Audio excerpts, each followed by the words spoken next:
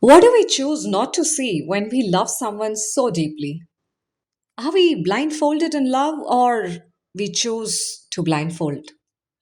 Welcome to Copy and Conversation. This is Meera here, and this is part of 21 Days, 21 Stories from the Mahabharata, Day 18. Yes, it's on Gandhari.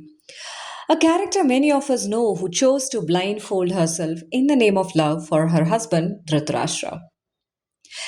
Well, was it only for the love for her husband or for her child, her children, or what else?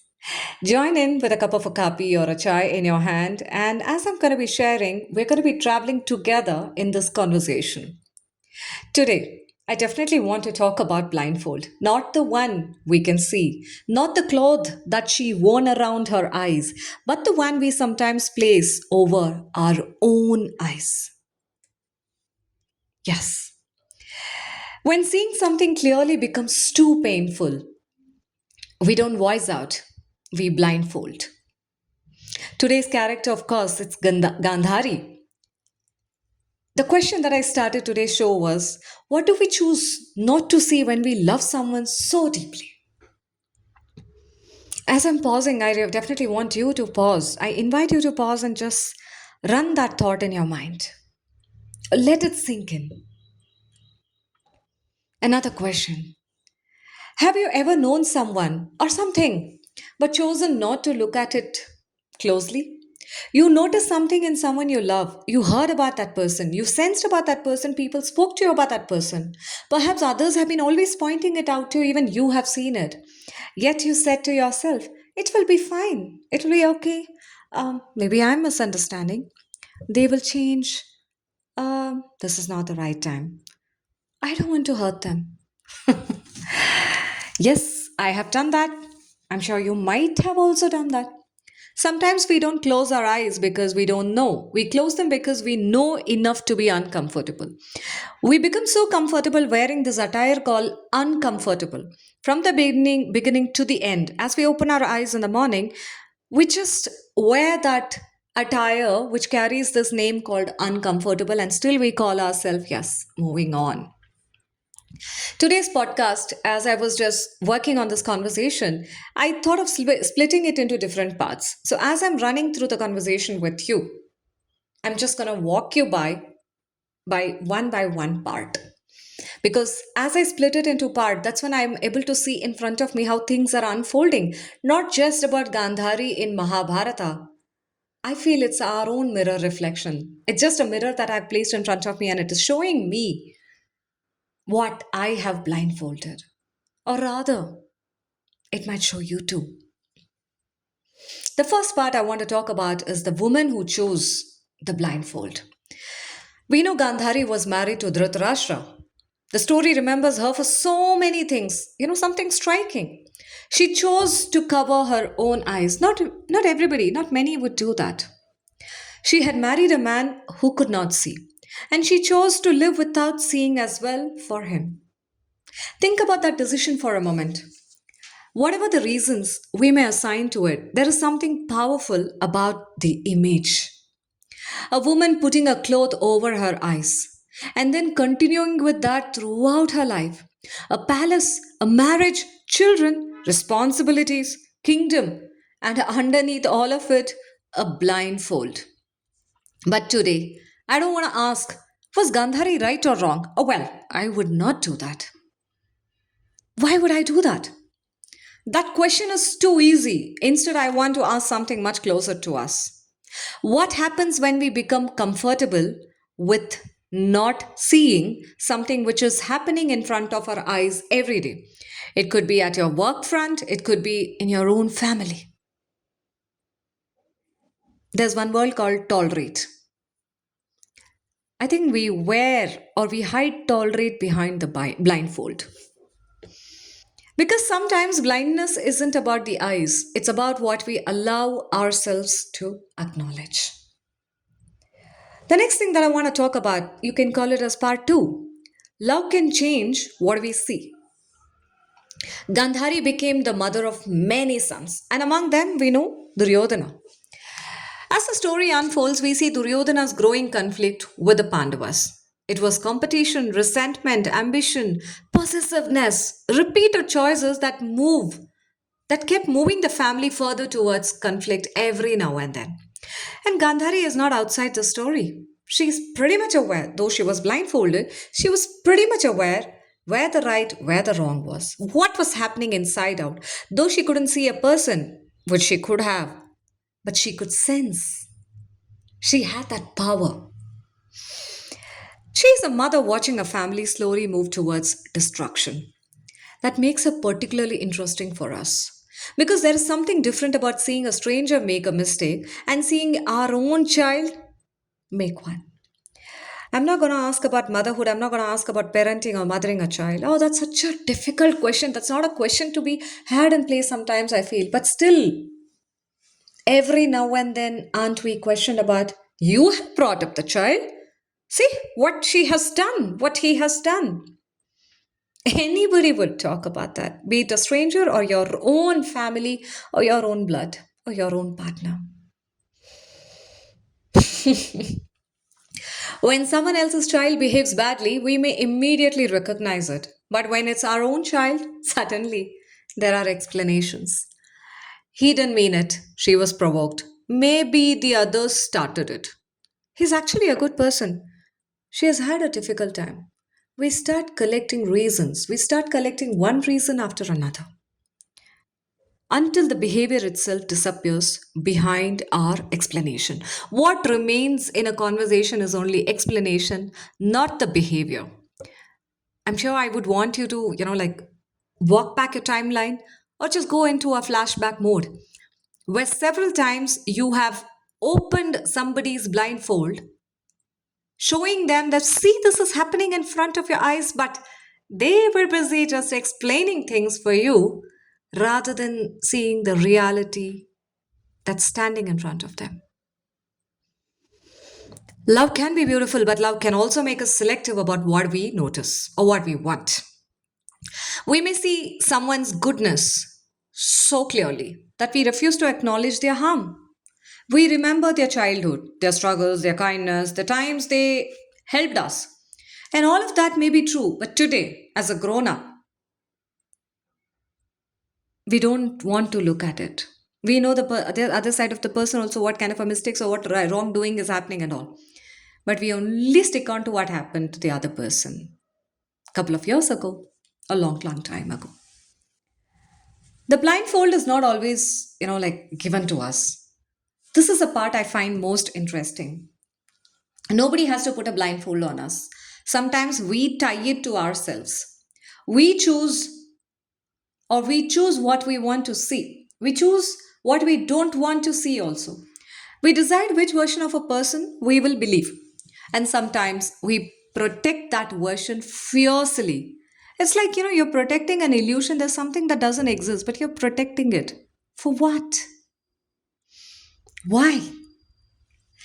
Because accepting the whole person can be difficult. It may force us to change our own behavior. It would also force us to confront a relationship. It may force us to say something uncomfortable. It would actually make us admit, I was wrong about this person. And that can be painful. So we keep looking at only one part, the good part, the familiar part, the comfortable part, that part that allows us to continue exactly what we want to see, and we just see only that. The next part, that's something I want to talk about, is Gandhari and the cost of not seeing. While returning to Gandhari again, her sons are moving towards a terrible conflict. The Pandavas and Kauravas are no longer simply brothers and cousins, caught in disagreements, but that's something they never want to see each other for their entire life. The situation becomes larger and larger, and eventually war comes. And before the war could happen, you remember what happened in the middle of the court when Draupadi was dragged by her own sons in the middle of the court. Do not want to describe what happened. Draupadi was just not a woman alone, she was a mother too to Kauravas. Not any woman should go through this. No one. They didn't just look at her as she was, just handled her like a, what to say, oh, a discarded material. She was insulted. Gandhari was around. She chose to blindfold herself not only when she got married to Dhritarashtra, she blindfolded the blindfold again when Draupadi was dragged into the middle of the court. There, she's also her own child, right? Her family, her world. And suddenly everything that may once have seemed manageable has become enormous. This is where I want to slow down but make you also to think. Sometimes the consequence of our refusal to see don't arrive immediately. This is what makes not seeing so easy. A small behavior happens, we overlook it. Another one happens, we start explaining it. Something becomes uncomfortable, we postpone it. Someone tells us the truth, we defend the person we love, and life continues until one day the small things are no longer small.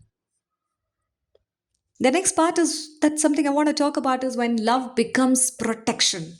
Has love become protection to you? How?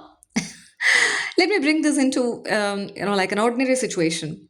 Imagine a parent whose child is constantly hurting other child. At first, the parent says, "Children fight." Another incident, my child was probably provoked. Then he's actually very sensitive. Why is everyone targeting my child?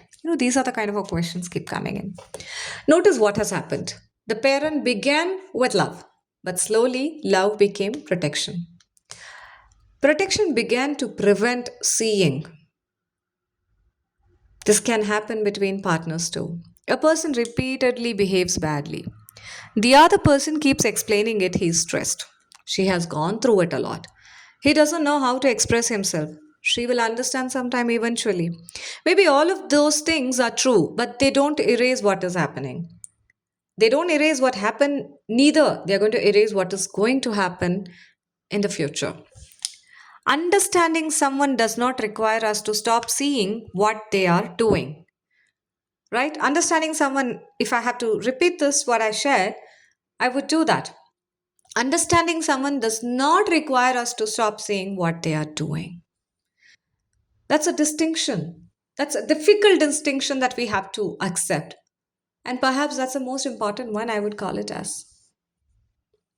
The people who tell us what we don't want to hear, right?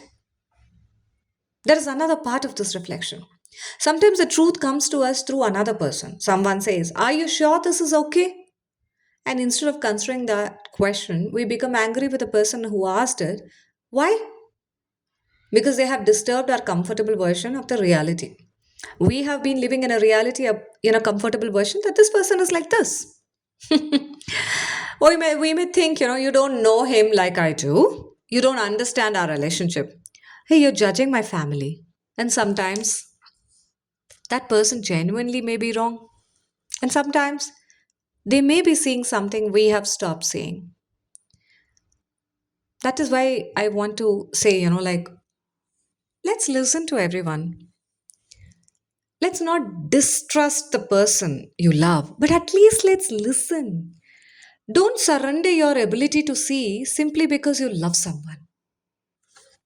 Because there is a difference between accepting and ignoring.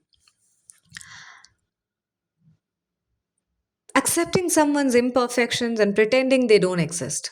We all have flaws. I have, you might also. The people we love have those flaws. Our children have parents, partners, or friends, or team member, manager, colleagues. Yes, all of us have that. But love doesn't require us to turn them into perfect. You're not here as a band aid for everyone in the life.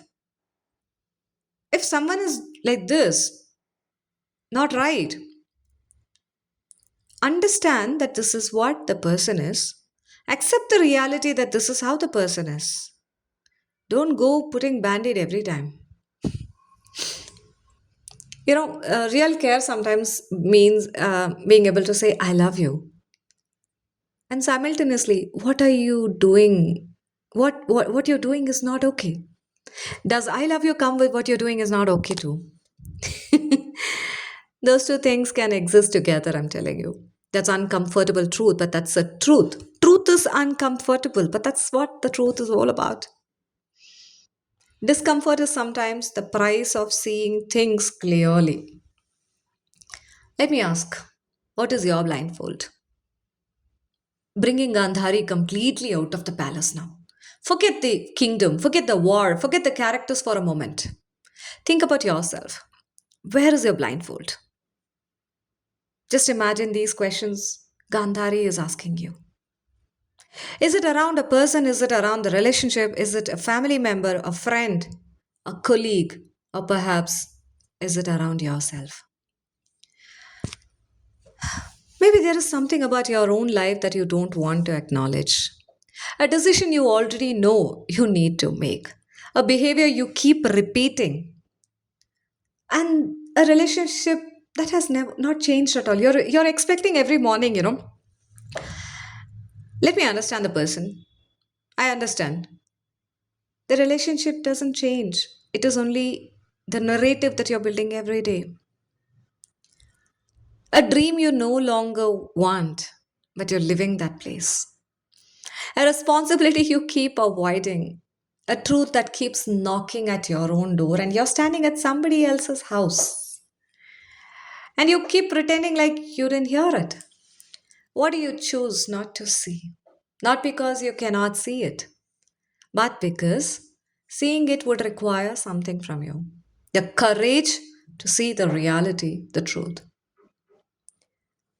I want to talk about the most difficult blindfold to remove. The hardest thing isn't seeing another person's truth, it is seeing our own participation. We may say, they hurt me, or perhaps they did, but another question might be, what did I continue accepting? We may say, like, they never listened to me. Perhaps they didn't. But we might also ask, how many times did I stop speaking because I had already decided they wouldn't listen and that my silence is still not noticed? We keep telling, like, nobody understood me. That is how it felt. But if I say, did I ever allow myself to be truly known? These aren't questions to blame ourselves, they are just questions to help us see. Because seeing is different from blaming. Um, Blindfold of love is something I want to talk. Gandhari's story leaves us with an uncomfortable image. A woman who could see choosing not to. Perhaps that image stays with us because we recognize something in it. Not literally, but quietly. Reality works quietly at times. We all have moments when we choose not to look because looking may mean accepting something we aren't ready for. Sometimes we might call it love, loyalty, patience, even we call it as a family, and sometimes forgiveness. It is simply fear of what happens after we finally admit the truth. The fear. The situation doesn't disappear because we close our eyes, and the person we love doesn't become different because we chose to see only their best side. So, before I close today's episode, I want you to sit with these questions that I have for you. First question is, who am I protecting from a truth they may need to face? Next, what am I refusing to see because seeing it may change my relationship with someone? It's hard. But the most personal one I feel is, what truth about myself have I been avoiding because I'm afraid of what I will have to do once I see it? This question, I want to tell this again because I have actually not noted it down. What truth about myself have I been avoiding because I'm afraid of what I will have to do once I see it? I don't want you to rush to find an answer. Sometimes a question needs a little space before it becomes an answer. Gandhari's story isn't here today to tell us how to love, it is here to make us pause. Because love can make us hold someone close, but love should not require us to close our eyes. We can love someone and still see them clearly. We can understand someone's pain and still recognize the pain they cause. We can stand beside someone without standing behind everything they do. Perhaps I would say most importantly, you can love someone deeply, but without abandoning your own ability to see. As you travel through your day today, notice your blindfold. Not to tear it away dramatically, just notice it. Maybe you can ask, what am I choosing not to see? Give yourself the courage to look, not with anger, not with judgment, just with honesty. Because truth invites us to be authentic. So, this was day 18 of 21 days, 21 stories from the Mahabharata on Copy and Conversation with Meera here. So, with that, I want to say tomorrow or in the next episode, I'm going to catch you with, yes, another story, another reflection. See you.